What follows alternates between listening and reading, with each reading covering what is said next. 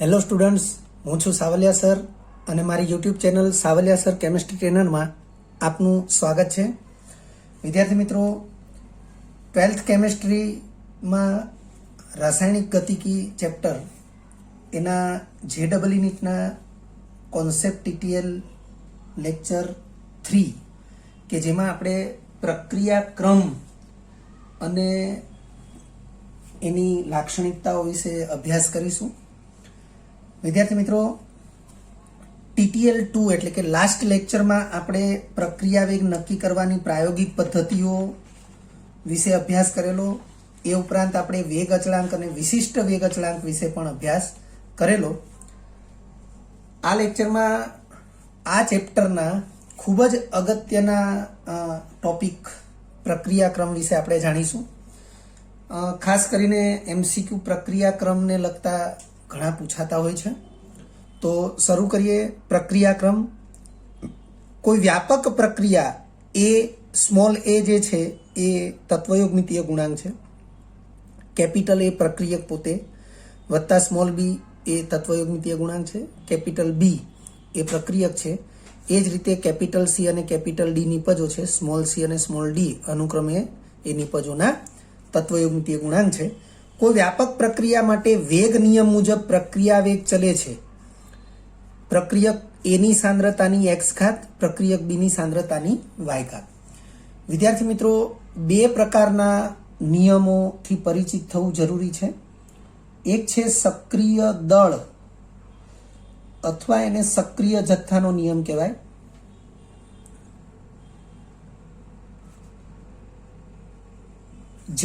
જેનું વિધાન ખૂબ જ સરળ અથવા સ્પષ્ટ આવું છે કે રાસાયણિક પ્રક્રિયા નો વેગ પ્રક્રિયકો ની સક્રિય સાંદ્રતા અથવા પ્રક્રિયકોના સક્રિય જથ્થા ના સમપ્રમાણમાં હોય છે.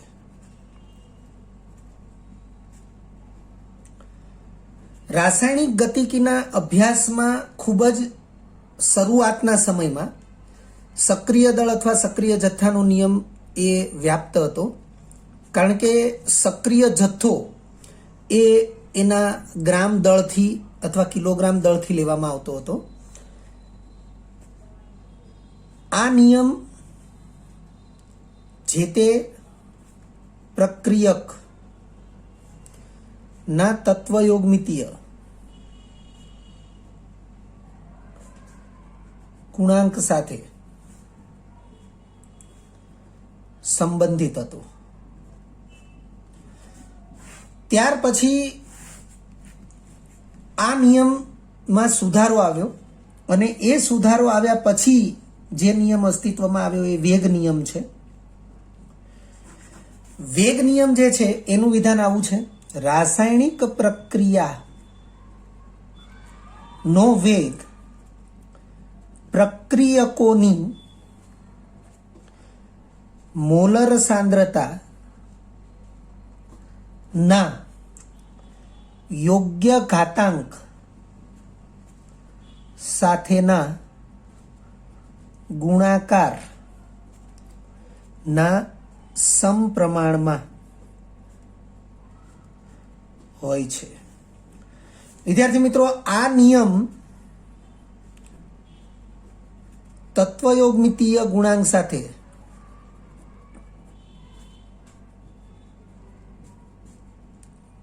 સંબંધિત નથી.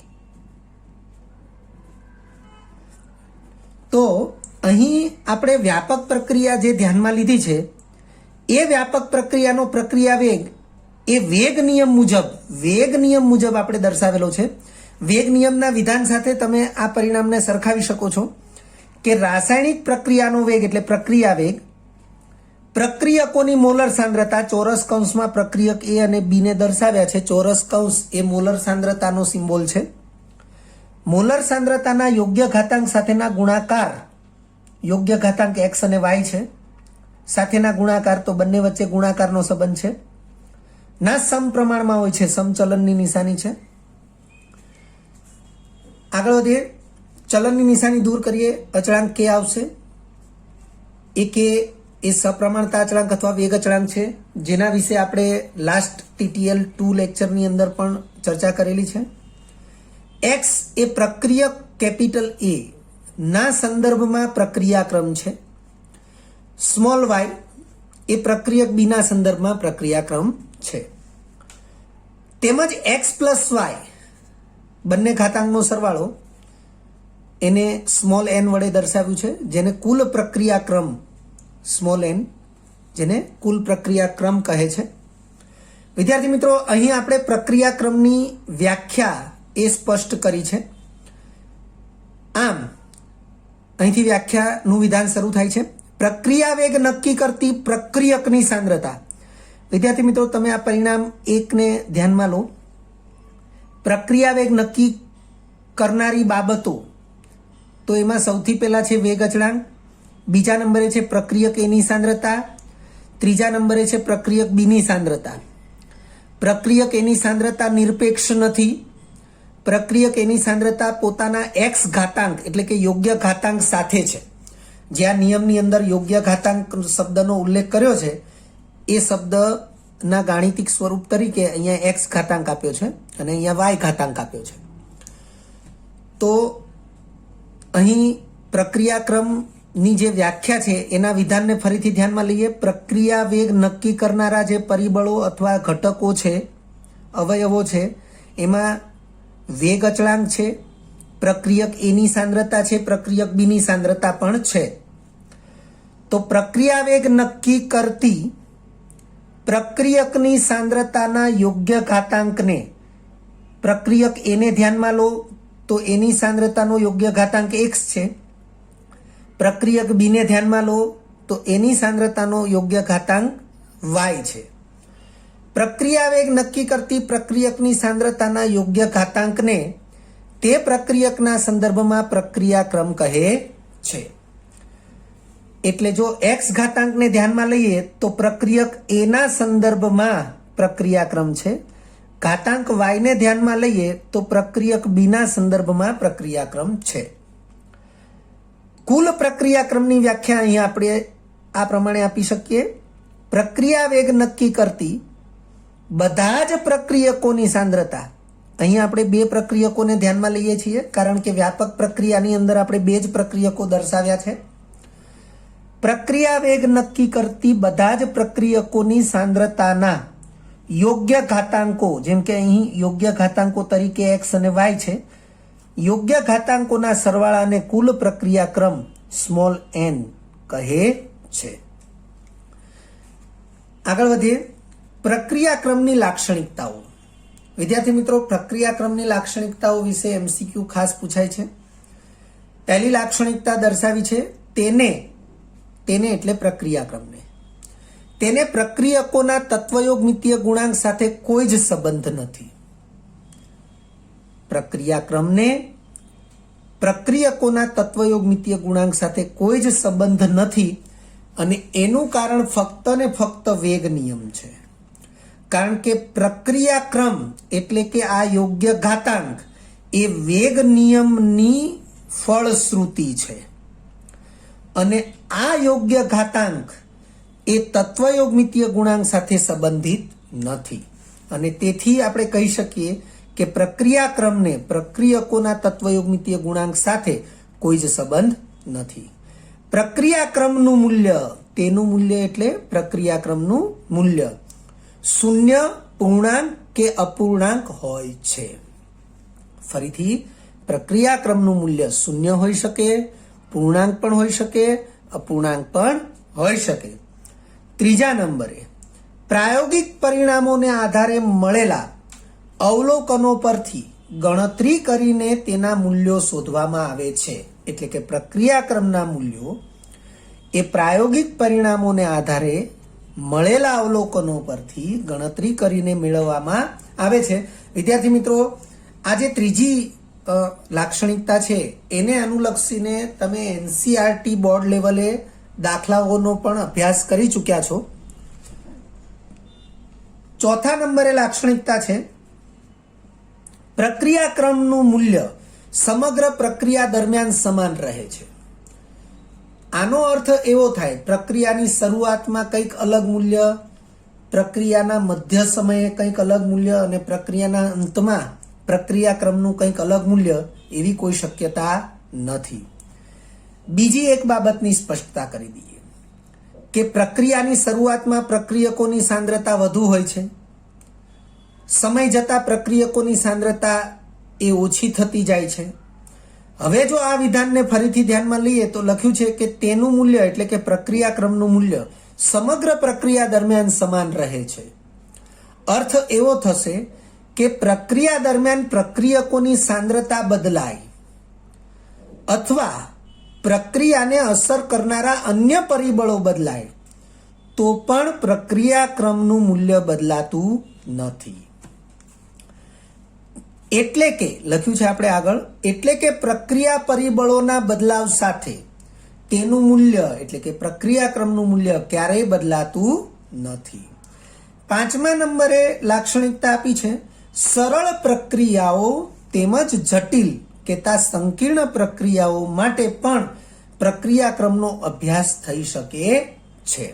કારણ કે પ્રક્રિયાક્રમનું મૂલ્ય અથવા પ્રક્રિયાક્રમનો અભ્યાસ એ પ્રાયોગિક પરિણામોને આધારે જે અવલોકનો મળ્યા છે તેના આધારે જ નક્કી થાય છે.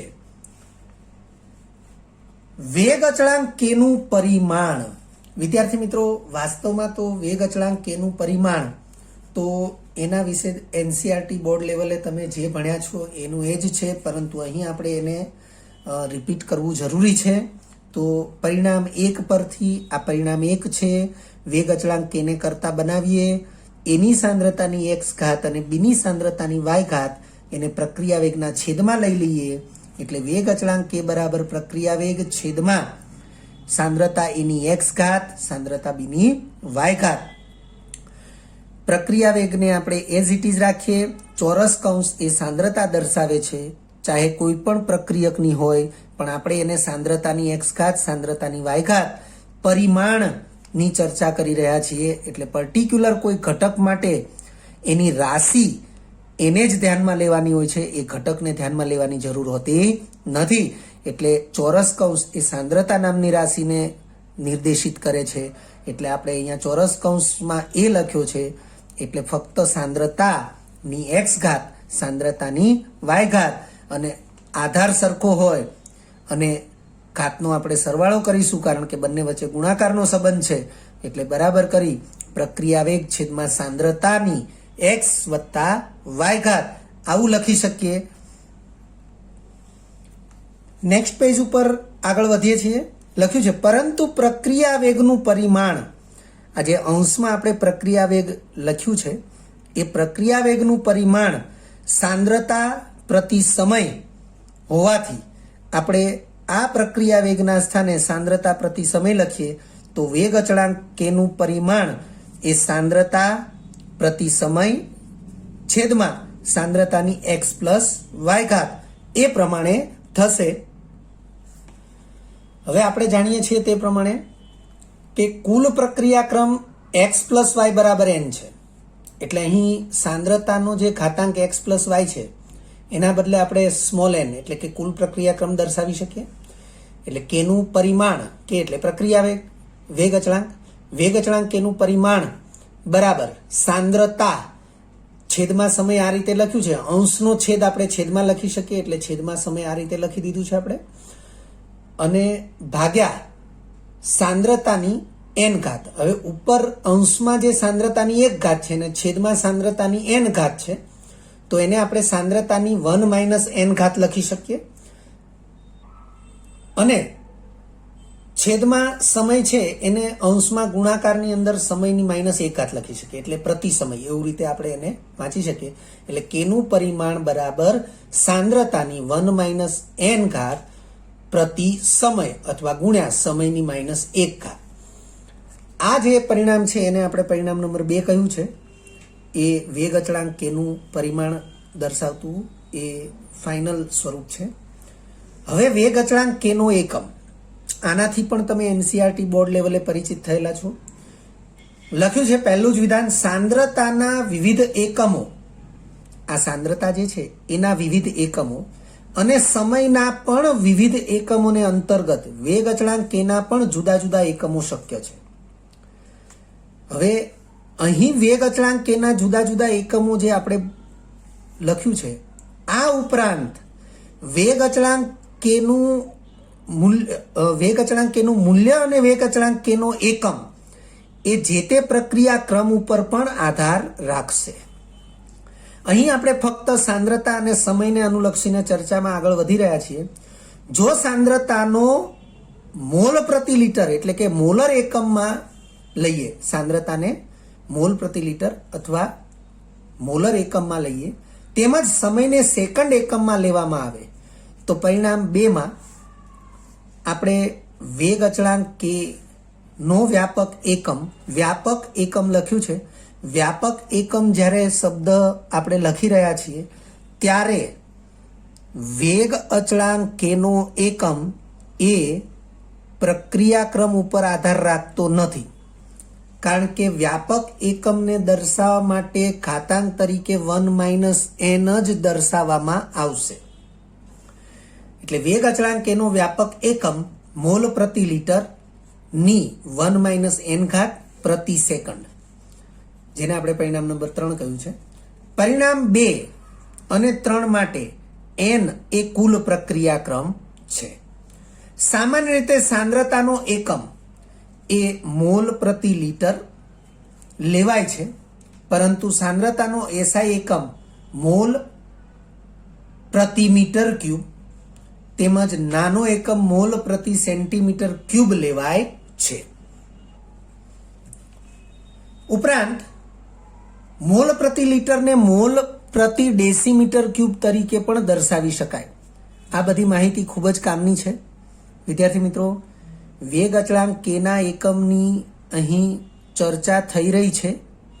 મૌખિક રીતે આ બાબતને સ્પષ્ટ કરી દેવામાં આવી છે કે વેગ અચળાંક કેનો એકમ એ સાંદ્રતાના એકમ અને સમયના એકમ ઉપરાંત પ્રક્રિયાક્રમ, કુલ પ્રક્રિયાક્રમ સ્મોલ n ઉપર પણ આધાર રાખે છે, પરંતુ પ્રક્રિયાક્રમ મુજબ વેગ અચળાંક કેના એકમની ચર્ચા એ તમે NCERT બોર્ડ લેવલે કરી ચૂક્યા છો.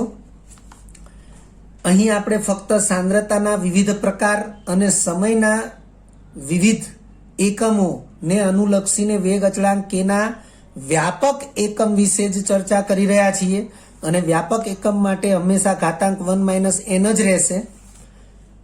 આગળ વધીએ. ઉપરાંત મોલ પ્રતિ લિટરને મોલ પ્રતિ ડેસીમીટર ક્યુબ તરીકે પણ દર્શાવી શકાય, કારણ કે 1 લિટર એટલે 1 ડેસીમીટર ક્યુબ એ પણ આપણે જાણીએ છીએ. જ્યારે સમયના એકમ તરીકે સેકન્ડ, મિનિટ, કલાક, દિવસ કે વર્ષ લઈ શકાય છે. વિદ્યાર્થી મિત્રો, સમયના એકમ તરીકે સેકન્ડ, મિનિટ, કલાક, દિવસ કે વર્ષ લેવા એ વાસ્તવમાં જે તે પ્રક્રિયાની ગતિ અથવા જે તે પ્રક્રિયાના વેગ, સાપેક્ષ વેગને આધીન છે, જેની ચર્ચા આપણે સૌથી પહેલા TTL લેક્ચર 1 ની અંદર કરેલી છે કે સાપેક્ષમાં ખૂબ જ ધીમી પ્રક્રિયા, ખૂબ જ ઝડપી પ્રક્રિયા અને મધ્યમ વેગની પ્રક્રિયાઓ, તો એ જે તે પ્રકારની પ્રક્રિયાઓ છે એના આધારે અહીં સમયના એકમો પસંદ કરવા જરૂરી છે. ત્યાર પછીનો અગત્યનો ટોપિક છે પ્રક્રિયાની આણ્વિકતા. વિદ્યાર્થી મિત્રો, પ્રક્રિયાની આણ્વિકતા આ ટોપિક વિશે પણ તમે NCERT બોર્ડ લેક્ચરમાં ભણી ચૂક્યા છો. પ્રક્રિયક અણુઓ, પરમાણુઓ કે આયનોની એવી સંખ્યા કે જે અથડામણ અનુભવે છે અને જેના લીધે રાસાયણિક પ્રક્રિયા આગળ વધે છે, તો તેવી સંખ્યાને પ્રક્રિયાની આણ્વિકતા કહે છે. વિદ્યાર્થી મિત્રો, આ શબ્દોને મૌખિક રીતે હું ફરીથી બીજી એક રીતે બોલી રહ્યો છું કે પ્રક્રિયક અણુઓ, પરમાણુ કે આયનોની એવી સંખ્યા કે જે નિપજમાં રૂપાંતર પામતા પહેલા એકબીજાના ક્ષણિક સંપર્કમાં આવે છે તો તેવી સંખ્યાને પ્રક્રિયાની આણ્વિકતા કહે છે. આ વ્યાખ્યાને ફરીથી આપણે ધ્યાનમાં લઈ લઈએ અને જે બીજી વ્યાખ્યા છે એને હું હમણાં લખું છું, આપણે ફરીથી એનો અભ્યાસ કરીએ. અહીં શબ્દોને ફરીથી ધ્યાનમાં લઈએ. પ્રક્રિયક અણુઓ, પરમાણુઓ કે આયનોની એવી સંખ્યા કે જે અથડામણ અનુભવે છે અને જેના લીધે રાસાયણિક પ્રક્રિયા આગળ વધે છે તો તેવી સંખ્યાને પ્રક્રિયાની આણ્વિકતા કહે છે. વિદ્યાર્થી મિત્રો, રાસાયણિક પ્રક્રિયાનું આગળ વધવું એનો મતલબ રાસાયણિક પ્રક્રિયાનું નિપજ તરફ જવું. અને હવે આ જ શબ્દો જે છે એને આપણે અન્ય એક રીતે અહીં આપણે રજૂ કરી રહ્યા છીએ. પ્રક્રિયક અણુઓની એવી સંખ્યા. વિદ્યાર્થી મિત્રો, અહીં જ્યાં અણુઓની આ શબ્દો લખ્યા છે એની બદલે પ્રક્રિયક સ્પીસીઝની એવી સંખ્યા, અને આ સ્પીસીઝ તરીકે અણુઓ હોઈ શકે, પરમાણુઓ હોઈ શકે, આયનો પણ હોઈ શકે. વિદ્યાર્થી મિત્રો, પ્રક્રિયાની આણ્વિકતા આ ટોપિકમાં અહીં આપણે જે પણ લખ્યું હશે એ સિવાય મૌખિક રીતે પણ કેટલીક અગત્યની બાબતો સ્પષ્ટ કરીશું. ખાસ ધ્યાનથી સાંભળી અને એને સમજવું જરૂરી છે. વ્યાખ્યામાં આગળ વધીએ. પ્રક્રિયક સ્પીસીઝની એવી સંખ્યા કે જે નિપજમાં રૂપાંતર પામતા પહેલા એકબીજાના ક્ષણિક સંપર્કમાં આવે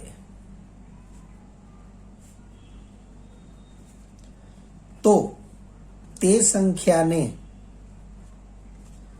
પ્રક્રિયાની આણ્વિકતા કહે છે. વિદ્યાર્થી મિત્રો, પ્રક્રિયાની આણ્વિકતા વિશેની ડેફિનેશન એ JEE નીટ લેવલે આપણને નથી પૂછાવાની, પરંતુ હા, એ વિધાન લખેલું આપે અને એની ઓળખ વિશે આપણને MCQ પૂછી શકે છે, અને તેથી આપણે આ વિધાનને પણ ખાસ ધ્યાનમાં રાખવું જરૂરી છે. આ વિધાન ફરીથી આપણે ધ્યાનમાં લઈએ. વિધાન લખ્યું છે આ પ્રકારે કે પ્રક્રિયક સ્પીસીઝની એવી સંખ્યા કે જે નિપજમાં રૂપાંતર પામતા પહેલા એકબીજાના ક્ષણિક સંપર્કમાં આવે તો તે સંખ્યાને પ્રક્રિયાની આણ્વિકતા કહે છે. અહીં આપણે આણ્વિકતા વિશે આગળ થોડી બાબતને ધ્યાનમાં લઈએ, ફરીથી જોઈ લઈએ. આ જે વિધાન છે એ વિધાન એ પ્રક્રિયાની આણ્વિકતા જ સ્પષ્ટ કરે છે. પ્રક્રિયક અણુઓ, પરમાણુઓ કે આયનોની આપણે એને પ્રક્રિયક સ્પીસીઝ કહી શકીએ એવી સંખ્યા કે જે અથડામણ અનુભવે છે, કારણ કે અથડામણનો સિદ્ધાંત એ આ ચેપ્ટરની અંદર તમે ભણી ચૂક્યા છો. અથડામણ થશે તો જ જૂના બંધો તૂટશે અને નવા બંધો બનવાની શક્યતા રહેશે. એટલે અથડામણ અનુભવે છે અને જેના લીધે રાસાયણિક પ્રક્રિયા આગળ વધે છે. જ્યારે પ્રક્રિયક અણુઓ અથડામણ અનુભવે છે ત્યારે તેઓ એકબીજાના ક્ષણિક સંપર્કમાં આવે છે અને પછી તરત જ તે નિપજમાં રૂપાંતરિત થાય છે અથવા તો મૂળ પ્રક્રિયકમાં પરત ફરે છે, અને જેના લીધે રાસાયણિક પ્રક્રિયા આગળ વધે છે તો તેવી સંખ્યાને પ્રક્રિયાની આણ્વિકતા કહે છે. ત્યારબાદ છે પ્રક્રિયાની આણ્વિકતા પ્રારંભિક સ્થિતિમાં જ નક્કી થાય છે. એટલે કે પ્રક્રિયાના પ્રારંભિક તબક્કામાં, પ્રારંભિક સમયમાં જ પ્રક્રિયાની આણ્વિકતા નક્કી થાય છે. જટિલ અથવા સંકીર્ણ પ્રક્રિયાઓ માટે પ્રક્રિયાની આણ્વિકતાનો અભ્યાસ થઈ શકતો નથી, અથવા જટિલ કે સંકીર્ણ પ્રક્રિયાઓ માટે પ્રક્રિયાની આણ્વિકતાનો અભ્યાસ એ અશક્ય છે. ત્યાર પછીનું વિધાન છે એક જ તબક્કામાં થતી પ્રક્રિયાઓને સરળ પ્રક્રિયાઓ અથવા પ્રાથમિક કે પ્રારંભિક પ્રક્રિયાઓ કહે છે. વિદ્યાર્થી મિત્રો, આ બધા જે વિધાન છે એ વિધાન એ ઇન્ફોર્મેશન ઓરિએન્ટેડ વિધાન છે. એને સ્વીકારી લેવા જરૂરી છે અને એના આધારે આપણને MCQ પૂછાય ત્યારે આ માહિતી એ ચોક્કસ માહિતી છે અને ચોક્કસ માહિતીના આધારે તમે MCQ સોલ્વ કરી શકો છો. એક જ તબક્કામાં થતી પ્રક્રિયાઓને સરળ પ્રક્રિયાઓ અથવા પ્રાથમિક કે પ્રારંભિક પ્રક્રિયાઓ કહે છે, જ્યારે એક કરતાં વધુ તબક્કામાં થતી પ્રક્રિયાઓને સંકીર્ણ અથવા જટિલ પ્રક્રિયાઓ કહે છે. તો વિદ્યાર્થી મિત્રો, આ વિધાન જે છે એ વિધાનનો અર્થ એવો થશે કે જો કોઈ પ્રક્રિયા જટિલ અથવા સંકીર્ણ છે તો તે પ્રક્રિયા એક કરતાં વધુ તબક્કામાં જ થતી હોવી જોઈએ. વિદ્યાર્થી મિત્રો, ત્યાર પછી આપણે ચોક્કસ ટાઇટલ એટલે કે મથાળાના અંડરમાં આપણે આગળ વધી રહ્યા છીએ. અહીં આપણે એક ટાઇટલ લખ્યું છે, પ્રારંભિક પ્રક્રિયા માટે આણ્વિકતા અને પ્રક્રિયાક્રમ. ટાઇટલનું નામ ફરીથી, પ્રારંભિક પ્રક્રિયા માટે આણ્વિકતા અને પ્રક્રિયાક્રમ. પ્રારંભિક પ્રક્રિયા એટલે પ્રાથમિક પ્રક્રિયા અથવા સરળ પ્રક્રિયા. તો અહીં લખ્યું છે, પ્રારંભિક પ્રક્રિયાઓમાં પ્રક્રિયાક્રમ અને પ્રક્રિયાની આણ્વિકતા હંમેશા સમાન હોય છે. વિદ્યાર્થી મિત્રો, આ વિધાનને ખૂબ જ ધ્યાનથી અને પરફેક્ટ આ વિધાન જે છે એ પરફેક્ટલી આપણા માઇન્ડમાં સ્ટીચ કરી દઈશું. પ્રારંભિક પ્રક્રિયાઓમાં એટલે કે પ્રાથમિક પ્રક્રિયાઓમાં પ્રક્રિયાક્રમ અને પ્રક્રિયાની આણ્વિકતા હંમેશા સમાન હોય છે. તો આને આપણે રિવર્સિબલ વિચારીએ તો જો પ્રક્રિયા માટે પ્રક્રિયાક્રમ અને પ્રક્રિયાની આણ્વિકતા બંને સમાન હોય તો તે પ્રક્રિયા એ પ્રારંભિક પ્રક્રિયા અથવા પ્રાથમિક પ્રક્રિયા છે. આ વિધાનને ફરીથી ધ્યાનમાં લઈએ. પ્રારંભિક પ્રક્રિયાઓમાં પ્રક્રિયાક્રમ અને પ્રક્રિયાની આણ્વિકતા હંમેશા સમાન હોય છે. હવે આનાથી રિવર્સ વિધાન વિચારીએ તો આ પ્રકારે થશે, જો પ્રક્રિયા માટે પ્રક્રિયાક્રમ અને પ્રક્રિયાની આણ્વિકતા હંમેશા સમાન હોય તો તેવી પ્રક્રિયા હંમેશા પ્રારંભિક પ્રક્રિયા અથવા પ્રાથમિક પ્રક્રિયા તરીકે ઓળખાય છે. જો પ્રારંભિક પ્રક્રિયાના તાપમાન અને પ્રક્રિયકોની સાંદ્રતામાં ફેરફાર કરવામાં આવે તો તે પ્રક્રિયા એક કરતાં વધુ તબક્કામાં થઈ શકે છે.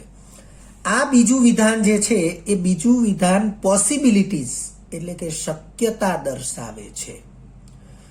અને એ શક્યતા જે છે એની સ્પષ્ટતા આપણે આ વિધાન ફરીથી વાંચીએ અને પછી કરીએ છીએ. લખ્યું છે, જો પ્રારંભિક પ્રક્રિયા એટલે કે જેના પ્રક્રિયાક્રમ અને પ્રક્રિયાની આણ્વિકતા સમાન હોય એવી પ્રક્રિયાના તાપમાન અને પ્રક્રિયકોની સાંદ્રતામાં ફેરફાર કરવામાં આવે તો તે પ્રક્રિયા એક કરતાં વધુ તબક્કામાં થઈ શકે છે. અને એક કરતાં વધુ તબક્કામાં થઈ શકે છે એનો અર્થ કે તે પ્રક્રિયા સંકીર્ણ અથવા જટિલ બની શકે છે. આ સંજોગોમાં તેને સંકીર્ણ પ્રક્રિયા કહેવાય છે. તેમજ તેના પ્રક્રિયાક્રમ અને આણ્વિકતા એકબીજાથી ભિન્ન હોય છે.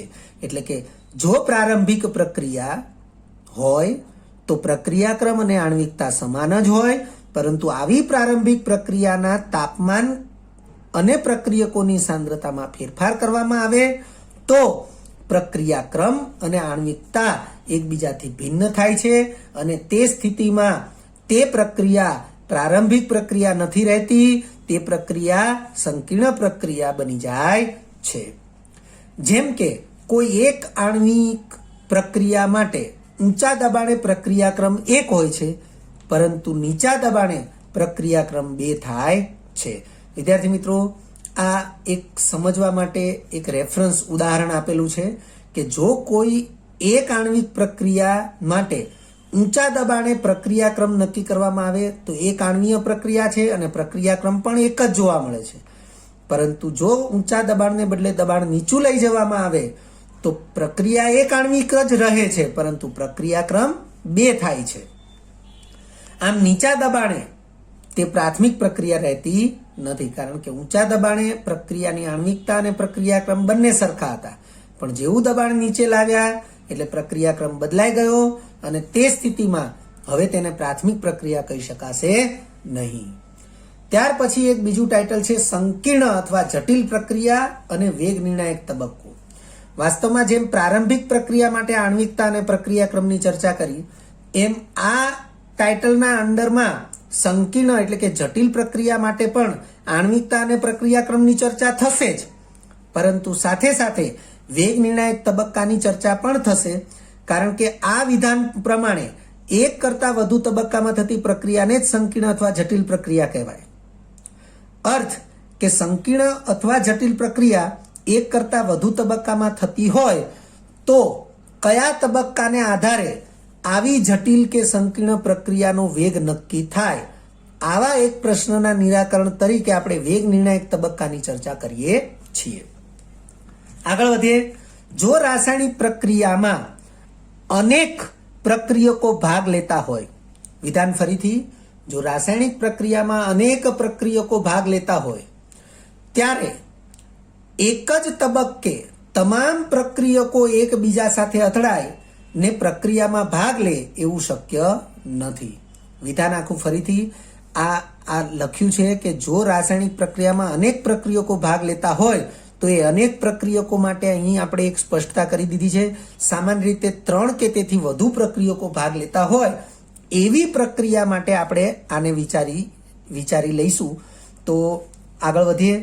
જો રાસાયણિક પ્રક્રિયામાં અનેક પ્રક્રિયકો ભાગ લેતા હોય ત્યારે એક જ તબક્કે તમામ પ્રક્રિયકો એકબીજા સાથે અથડાઈને પ્રક્રિયામાં ભાગ લે એવું શક્ય નથી. આથી આવી પ્રક્રિયાઓ 2 કે તેથી વધુ તબક્કાઓમાં થાય છે, જેને સંકીર્ણ અથવા જટિલ પ્રક્રિયાઓ કહે છે. સંકીર્ણ પ્રક્રિયાઓ માટે આણ્વિકતા વ્યાખ્યાયિત થઈ શકતી નથી, કારણ કે પ્રક્રિયાની આણ્વિકતાનું ટાઇટલ જે આપણે લીધું અને એના નીચે જ આપણે સ્પષ્ટ કરી દીધું કે પ્રક્રિયાની આણ્વિકતા એ જટિલ પ્રક્રિયાઓ માટે અભ્યાસ કરી શકાતો નથી. અને એ જ વસ્તુ અહીં આપણે ફરીથી રિપીટ કરી કે સંકીર્ણ પ્રક્રિયાઓ માટે આણ્વિકતા વ્યાખ્યાયિત થઈ શકતી નથી. તેમ છતાં સંકીર્ણ પ્રક્રિયાઓના દરેક તબક્કાને વ્યક્તિગત રીતે પ્રારંભિક પ્રક્રિયા કહી શકાય. પ્રારંભિક પ્રક્રિયા એટલે પ્રાથમિક પ્રક્રિયા કહી શકાય દરેક તબક્કાને. પરંતુ 2 ક્રમિક તબક્કાઓ વચ્ચેનો સમય એ આણ્વિકતા માપી શકાય એટલો પર્યાપ્ત હોતો નથી. તમે ઓન પેપર પ્રત્યેક તબક્કાને લખી લો અને એ પ્રત્યેક તબક્કામાં પ્રક્રિયકોની જે અણુ સંખ્યા છે એ અથડામણ અનુભવે છે અથવા એકબીજાના સંપર્કમાં આવે છે એવું તમે ધારી લો, તો એના આધારે તમે આણ્વિકતા નક્કી કરી શકો છો. બાકી જો કોઈ પ્રાયોગિક પદ્ધતિને આપણે વિચારીએ અથવા તો કોઈ પ્રાયોગિક પદ્ધતિ અસ્તિત્વમાં છે એવું આપણે જો ધારી લઈએ તો 2 ક્રમિક તબક્કાઓ વચ્ચેનો સમય એ પ્રક્રિયાની આણ્વિકતા માપી શકાય એટલો પર્યાપ્ત હોતો નથી. આ ઉપરાંત પ્રત્યેક તબક્કાની આણ્વિકતા માપવી શક્ય હોય તો પણ તેના આધારે પરિણામી પ્રક્રિયાની આણ્વિકતા નક્કી થઈ શકતી નથી. એટલે કોઈ પણ રીતે આપણે વિચારીએ તો સંકીર્ણ પ્રક્રિયાઓ માટે આણ્વિકતા વ્યાખ્યાયિત થઈ શકશે નહીં. એટલે લખ્યું છે આમ કોઈ પણ સંજોગોમાં સંકીર્ણ પ્રક્રિયાની આણ્વિકતા નક્કી થઈ શકતી નથી. જે વિધાન આપણે અહીં લખ્યું છે અથવા આ ટોપિકના શરૂઆતમાં પણ આપણે એ જે વિધાનનો ઉલ્લેખ કર્યો છે એ વિધાનની સમજૂતી એ અહીં આપણને આપવામાં આવી છે. એટલે લખ્યું છે આમ કોઈ પણ સંજોગોમાં સંકીર્ણ અથવા જટિલ પ્રક્રિયાની આણ્વિકતા નક્કી થઈ શકતી નથી. ઉપરાંત સંકીર્ણ એટલે કે તબક્કાવાર થતી પ્રક્રિયાઓ ઉપરાંત સંકીર્ણ પ્રક્રિયાઓના પ્રત્યેક તબક્કાની પ્રક્રિયા સમાન વેગથી થાય તેવું પણ જરૂરી નથી અથવા તેવું પણ શક્ય નથી. આ સ્થિતિમાં સૌથી ધીમા તબક્કાને જ વેગ નિર્ણાયક તબક્કો કહેવાય. એટલે લખ્યું છે આ સ્થિતિમાં સૌથી ધીમો તબક્કો એ પરિણામી પ્રક્રિયા માટે વેગ નિર્ણાયક તબક્કો હોય છે. વિદ્યાર્થી મિત્રો, એનસીઆરટી બુકમાં આ સૌથી ધીમા તબક્કાને વેગ નિર્ણાયક તબક્કો કહી શકાય એના માટે એક ઉદાહરણની ચર્ચા પણ કરેલી છે. એક ચર્ચા આપણે આવી રીતે પણ કરી શકીએ. દાખલા તરીકે કોઈ એક કંપની સાયકલ બનાવે છે, તો સાયકલ બનાવે છે તો વાસ્તવમાં સાયકલના પાર્ટ્સ, જુદા જુદા પાર્ટ્સ, એનું મેન્યુફેક્ચરિંગ પહેલા કરવું પડે, મીન્સ કે એને બનાવવા પડે. તો સ્વાભાવિક છે કે જુદા જુદા પાર્ટ્સ જે છે તો બધા જ પાર્ટ્સ એક સરખા વેગથી બને એવું જરૂરી નથી. કોઈ એક પાર્ટ છે એક દિવસની અંદર 100 નંગ બને છે, કોઈ બીજો પાર્ટ છે તો એક દિવસની અંદર 70 નંગ બને છે, કોઈ ત્રીજો પાર્ટ છે એક દિવસની અંદર 40 નંગ બને છે.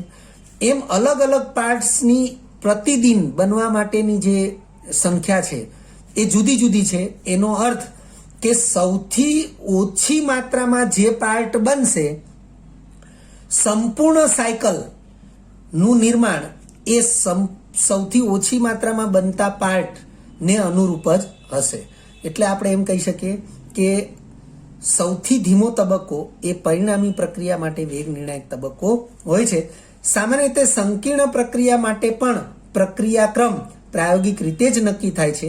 તેમ છતાં આવી પ્રક્રિયાઓમાં મોટે ભાગે સૌથી ધીમા તબક્કાની આણ્વિકતા જેટલો જ પ્રક્રિયાક્રમ હોય છે. આ વિધાન ખાસ ફરીથી કે સંકીર્ણ પ્રક્રિયા માટે પણ પ્રક્રિયાક્રમ પ્રાયોગિક રીતે જ નક્કી થાય છે. એટલે પ્રક્રિયાક્રમનું મૂલ્ય ક્યારેય સૈદ્ધાંતિક રીતે નક્કી થશે જ નહીં. પ્રાયોગિક પરિણામોને આધારે જે અવલોકનો મળ્યા એના ઉપરથી ગણતરી કરીને પ્રક્રિયાક્રમ નક્કી થાય છે. એટલે એ સરળ પ્રક્રિયા હોય કે જટિલ પ્રક્રિયા હોય, પરંતુ પ્રક્રિયાક્રમ નક્કી કરવા માટે પ્રાયોગિક પદ્ધતિ જ એ ઉપયોગી છે.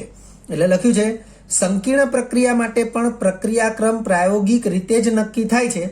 તેમ છતાં આવી પ્રક્રિયાઓ એટલે કે સંકીર્ણ પ્રક્રિયાઓમાં મોટે ભાગે સૌથી ધીમા તબક્કાની આણ્વિકતા, સૌથી ધીમા તબક્કાની આણ્વિકતાનો અર્થ થાય વેગ નિર્ણાયક તબક્કાની આણ્વિકતા જેટલો જ પ્રક્રિયાક્રમ હોય છે.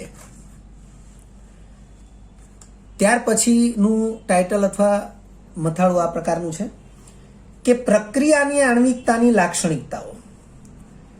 તો જેમ આપણે પ્રક્રિયાક્રમની લાક્ષણિકતાઓ વિશે અભ્યાસ કર્યો એમ પ્રક્રિયાની આણ્વિકતાની લાક્ષણિકતાઓ વિશે અભ્યાસ કરીએ છીએ. પહેલું લખ્યું છે પ્રક્રિયાના વેગ નિર્ણાયક તબક્કાની એટલે સૌથી ધીમા તબક્કાની પ્રક્રિયક સ્પીસીઝની સંખ્યાને આધારે જ પ્રક્રિયાની આણ્વિકતા નક્કી થાય છે. એટલે આ વિધાન જે છે કે ધીમા તબક્કાની આણ્વિકતા જેટલો જ પ્રક્રિયાક્રમ હોય છે, તો અહીં એ વસ્તુની સ્પષ્ટતા કરી દીધી કે ધીમા તબક્કાની પ્રક્રિયક સ્પીસીઝની સંખ્યાને આધારે જ પ્રક્રિયાની આણ્વિકતા નક્કી થાય છે. બીજા નંબરે આણ્વિકતાનું મૂલ્ય, તેનું મૂલ્ય એટલે કે પ્રક્રિયાની આણ્વિકતાનું મૂલ્ય હંમેશા ધન પૂર્ણાંક સંખ્યા જ હોય છે, ક્યારેય શૂન્ય મૂલ્ય હોતું નથી. આગળ સ્પષ્ટતા આવશે. તેનું મૂલ્ય સૈદ્ધાંતિક રીતે નક્કી થઈ શકે છે. રાસાયણિક પ્રક્રિયાનું સમીકરણ હોય અને એ સમીકરણમાં પ્રક્રિયકોની જે તત્વયોગમિતિ હોય તેના આધારે પ્રક્રિયાની આણ્વિકતાનું મૂલ્ય સૈદ્ધાંતિક રીતે નક્કી થઈ શકે છે. ચોથા નંબરે તેનું મૂલ્ય પ્રક્રિયકોના તત્વયોગમિતીય ગુણાંક સાથે સંબંધ ધરાવે છે. પાંચમા નંબરે તેનું મૂલ્ય ક્યારેય શૂન્ય હોતું નથી. વિદ્યાર્થી મિત્રો, આ 5 લાક્ષણિકતા એ પ્રક્રિયાની આણ્વિકતા માટેની લાક્ષણિકતાઓ છે. તો વિદ્યાર્થી મિત્રો, આ લેક્ચર TTL 3 એની અંદર આપણે પ્રક્રિયાક્રમ અને પ્રક્રિયાની આણ્વિકતા આ બે બાબતોની જે કંઈ લાક્ષણિકતાઓ અને સ્પષ્ટતાઓ કરી છે એ ઇન્ફોર્મેશન ઓરિએન્ટેડ MCQના સોલ્યુશન માટે ખૂબ જ અગત્યની છે.